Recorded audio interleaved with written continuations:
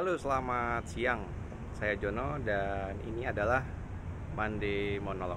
Jadi seperti biasa saya akan posting video setiap Senin yang dimana saya akan berbicara tentang topik-topik yang saya sukai, yang relate dengan kehidupan saya dan juga lingkungan saya, yang mungkin juga akan relate dengan kehidupan dan juga lingkungan teman-teman semua.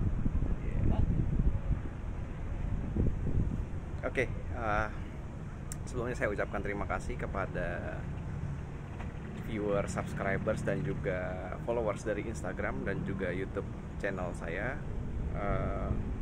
Jangan lupa untuk memberikan like dan juga komen di video kali ini. Oke, jadi topik yang ingin saya bahas kali ini adalah terkait dengan bisa nggak sih seorang project manager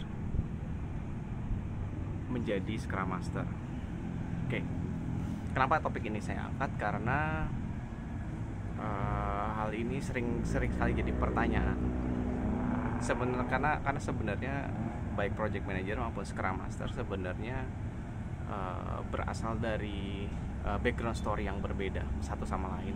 Tapi mereka sering dikait-kaitkan karena belakangan ini kan trennya adalah organisasi bertransformasi menjadi agile, dimana project manager yang mungkin sebelumnya role-nya banyak, kemudian ada gelombang pendekatan baru yang namanya agile yang memperkenalkan Scrum Master. Sebenarnya mereka itu berbeda satu sama lain, tapi ya karena mungkin kan pendekatannya organisasi, pasti ada resource yang sudah di planning gitu ya. Dengan perubahan ini yang dirasa paling cocok kayaknya agak-agak mirip dari dari project manager dipindah ke Scrum Master gitu. Nah, maka muncul pertanyaan, bisa nggak sih dari project manager menjadi Scrum Master? Nah, mungkin kita bahas ya satu persatu. Mungkin kita tinjau dari sisi project manager dulu, kemudian kita tinjau dari sisi Scrum Master, kemudian terakhir kita analisa dan juga nanti kita ambil kesimpulan mungkin atau enggak sih seorang project manager menjadi Scrum Master. Oke, kita bahas project manager terlebih dahulu. Nah, project manager itu ya sesuai namanya, project itu adalah suatu rangkaian aktivitas untuk menghasilkan sesuatu produk dalam rentang waktu tertentu. Nah, project manager itu tujuannya atau goals dari si project manager adalah memastikan outcome yang dihasilkan dari project itu lancar gitu ya, lancar. Nah, untuk memastikan itu mereka punya tools yang namanya ada 10, mereka punya tools knowledge area, 10 knowledge area. 10 ada banyak.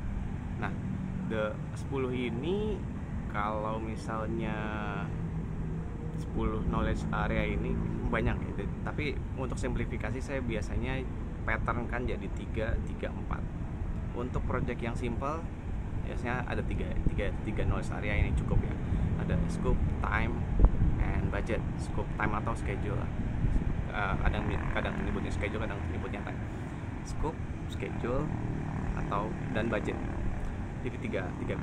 Tapi untuk yang agak lebih kompleks lagi diperlukan 3 knowledge area berikutnya, yaitu risk, resource, dan juga quality. Gitu. Jadi ya mungkin nanti teman-teman ini saya kasih keyword-keywordnya. Jadi kalau misalkan teman-teman ingin mendalami lebih lanjut, bisa mencari referensi menggunakan Google atau referensi lain. Jadi ada tadi sudah 6 ya. Ada ya, masing-masing akan ada 6 knowledge area.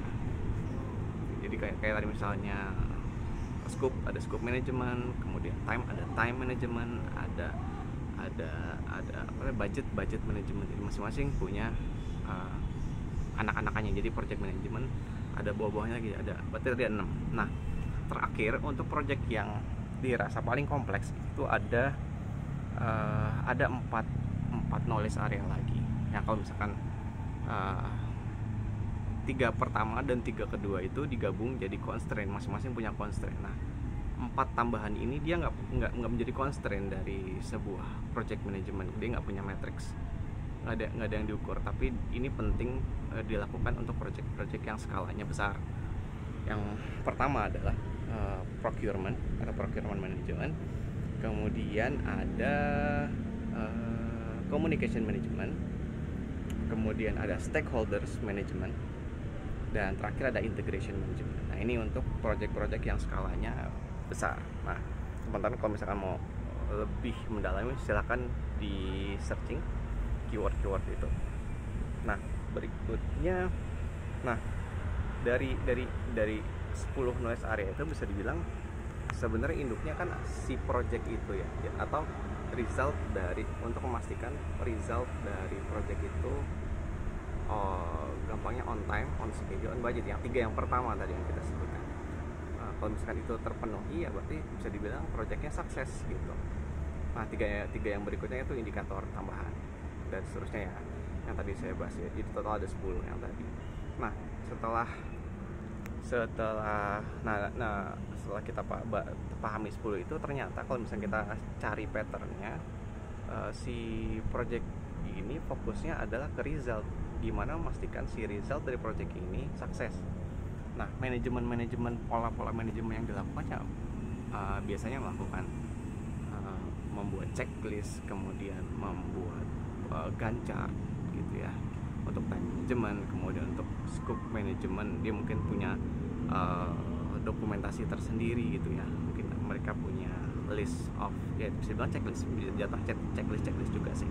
Misalnya untuk risk management mereka juga melakukan checklist dari risk yang mungkin terjadi. Jadi ya mostly mereka menggunakan checklist atau tools manajemen lain, metode manajemen lain untuk 10 knowledge area tersebut. Nah, itu kurang lebih si project management ya, project manager yang sifatnya result oriented. Nah, kalau misalkan kita bandingan yang dengan yang kedua ya, si Scrum Master yang mungkin baru di era 90-an ya baru muncul, itu Scrum Master. Nah, Scrum Master ini ya kalau misalkan ditilik frameworknya ada Scrum, yang mana di dalam Scrum itu sangat simpel ya, dia nggak sampai ada 10 knowledge area penjelasan secara rigid itu, tapi dia lebih ke apa ya namanya, lebih menekankan ke proses. Jadi makanya ditekankan proses dan juga value yang ada di Scrum. Jadi ada proses ya dan value, di mana value itu diharapkan bisa tertanam, bisa tertanam di orang-orang yang nanti terlibat dalam Scrum. Nah, di Scrum itu fokusnya, kalau misalkan saya bisa simpulkan, itu dia fokus ke people dan proses. Makanya pemecahannya biasanya ke prosesnya. Jadi mereka kenal ada proses sprint planning, kemudian ada daily stand up, kemudian ada sprint review. Mereka ada seremoni dan orang-orang yang terlibat di dalam setiap aktivitas itu ya. So far mereka mensimplify orang-orang role yang ada di Scrum juga. Jadi mereka mensimplify, ada Scrum Master yang sekarang kita lagi bahas, kemudian ada Product Owner, dan juga ada Development Team. Jadi mereka kategoriin ke dalam tiga role itu. Nah, si Scrum Master ini sebenarnya bisa dibilang kalau misalkan kita lihat relasinya, perbedaan antara si project manager dan juga si Scrum Master ini, kalau project manager itu sifatnya ke result oriented, apapun yang bisa dilakukan untuk membuat si hasil dari project ini sukses. Sementara kalau si Scrum Master dia menekankan kepada proses dan juga people, dan empower si people agar bisa meningkatkan produktivitas dari si development team dan juga product owner tentunya. Product owner agar mendukung ya biasanya product owner mewakili user ya, agar juga mendukung meningkatnya produktivitas dari si development team. Nah, di organisasi yang bertransformasi menjadi agile, benar nggak sih kita si Scrum Master ini kita balik ke pertanyaan awal ya mungkin, bisakah seorang project manager menjadi Scrum Master? Kalau menurut saya bisa, cuma ya dia harus melakukan shifting dari yang tadinya result oriented menjadi people oriented dan juga proses oriented gitu. Dia lebih dekat kepada timnya, lebih dekat kepada development team, dan bisa mengencourage teman-teman development team. Jadi lebih bersifat fasilitator nantinya. Nah, dalam sebuah project, apakah tetap diperlukan bukan project maksudnya, di sebuah organisasi misalkan yang sudah bertransformasi, apakah tidak membutuhkan project manager? Tentu saja perlu, namun demand-nya pasti tidak sebanyak sebelumnya, yang sebelumnya belum bertransformasi menjadi agile. Demand-nya mungkin akan lebih sedikit, maka itu shifting dari project manager menjadi Scrum Master adalah sebuah pilihan, karena di organisasi yang bertransformasi demand project manager akan berkurang, Scrum Master akan bertambah, tapi tidak menggantikan sama sekali, tidak mengeliminasi satu sama lain. Kalau menurut saya seperti itu.